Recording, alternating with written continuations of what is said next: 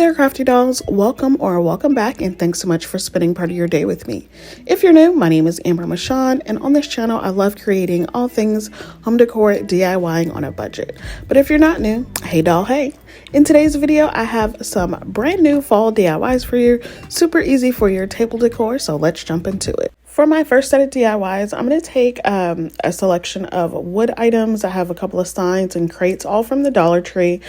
For my first, I'm making these pumpkins. For my first palette pumpkin, I'm going to use this Harvest Orange paint color from Apple Barrel. Got this from Walmart.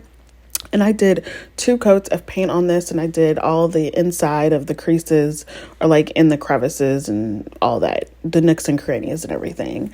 I just did 2 coats of that. For the second palette, for the smallest palette pumpkin, I painted that with this Scallion chalk paint color from Waverly. I've been wanting to try a bunch of new colors out from Waverly, so I just get the small, like 2.5 ounce bottles. Did 2 coats of that, letting that sit to dry. For my third and largest pumpkin, I'm going to take this sign from the Dollar Tree, remove the beaded hanger as well as my staples, and then I'm going to take my spatula tool from the Dollar Tree and just try to pry up the border on here. Now it's an MDF board, it's not wood, so it's almost like kind of like cardboard when it comes up. So do as I say, not as I do, and use your heat tool or your hair dryer to get the glue to come up. It makes it so much easier. My life was a whole lot easier, and I did not damage my hands trying to get this up with this spatula. So this is what it looks like once I'm able to get the border up and everything up. Then I just sanded it down a bit just to get an even touch and an even feel and just have everything even out. And then I painted this with my Waverly chalk paint in white, and I gave that 2 coats as well. Then what I did is I took a couple of craft sticks that I got from Walmart, and I painted 2 of those, and I painted them white to match my largest palette pumpkin. So once I had those dry, then I just set those down and just kind of eyeballed, measured where I needed to cut the top and the bottom off of it, so that way it fit flush onto my pumpkin.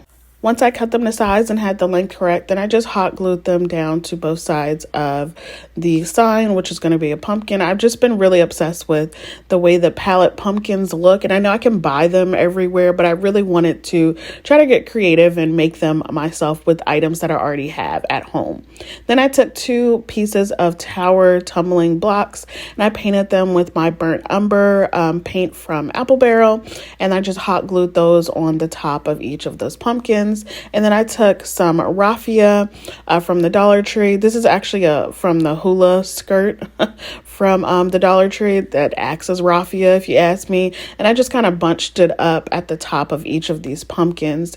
Just gave it kind of a messy look. And then I took some greenery, cut off the bottom stem part, and then hot glued those into place. I also did some raffia bows on these as well. I just kept it really messy, really rustic. I really love how they all turn out. There's another option you can do where you can put words or phrases on the front of these. I put them on the largest pumpkin that I do have. It just says happy fall, but the other 2 you could totally do it. But you know, I feel like with my farmhouse decor, I have so many signs and so many pieces that have words and phrases on them. Sometimes I just don't want my decor pieces bogged down with just a bunch of words and phrases all the time. Sometimes I just want the piece to stand out on its own. And because these are green and orange pumpkins, I just kind of wanted to let them be. So I just did that, and I just took the happy fall phrase word. It's a wood word, craft word from Hobby Lobby. I got it last year around fall. It came in a pack of 6, I believe, or 4. And 2 of them are painted orange, and 2 of them were just wood colors, like natural wood colors. So I put the one that was orange on there, and I just hot glued that onto the front. Also for my largest pumpkin, I put down a piece. I hot glued a piece of like wood, a stick just a spare piece that I had lying around, and I hot glued that to the back so I could act as a stand for my largest palette pumpkin. But yeah, that's about it. Once I glued the phrase on there, these pumpkins are done, and they are so cute.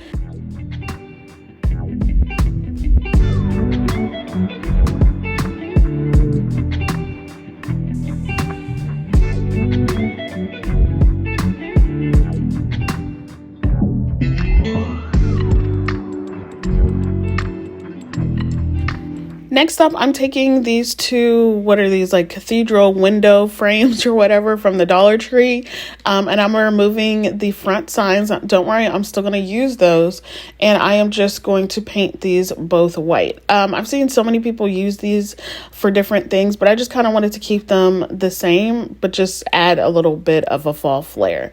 Once I painted those and let those dry, I gave those 2 coats.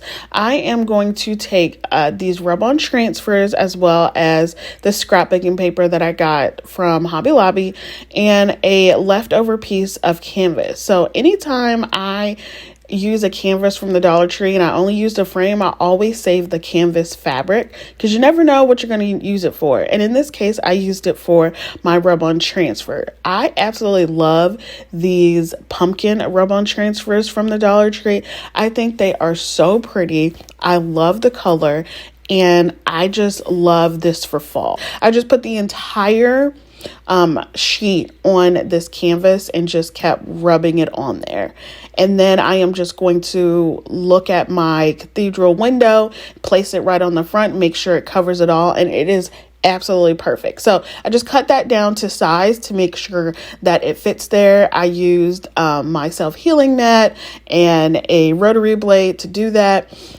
It didn't really get the way that I wanted it to, so I probably should have just started off with using a pen to trace it and then cut it out with my scissors, because that worked a little bit better than my rotary tool, because it just wasn't going the way that I needed to. But I just kept going and then just took it out. I guess I lost the footage of me showing you how I put it onto the window, but all I did was just unscrew it out, the backing out, and then hot glue this into place. You'll see what I do with the second window here.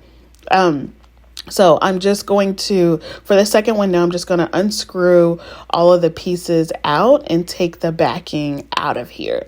Now for this window, I'm going to use the scrapbooking paper from Hobby Lobby. And obviously I've used it before, so I'm just trying to play Tetris with this. I crease out the sides to where I need to cut it down to size, and then I am going to figure out how to make it work with the rest of the paper that I do have. It actually worked out pretty well, I'm not gonna lie. Of course, it was a little bit off, center or whatever, because the words didn't match up, the leaves didn't match up. But once I put the little phrase that was on the windows back on there that were there before, you're not even going to be able to tell or see it. So anyways, I just kept cutting it down and kept playing around. I'm telling you, I'm playing Tetris with this to make sure that it all fits in there. And the rest of this paper that I had fit perfectly on here, and I just hot glued it down into place where it needed to be. And I only hot glued it down onto the spots where it touched the backing of this page.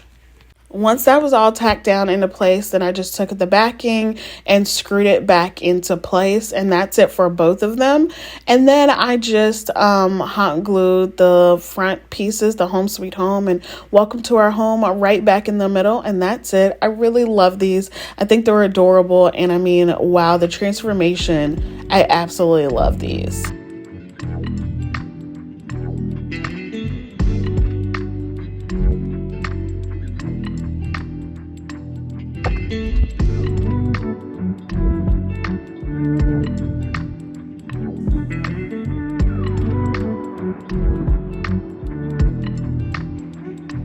All right, Crafty Dolls, that's all I have for you today. I really hope you enjoyed this video. If you did, make sure you give me a big thumbs up.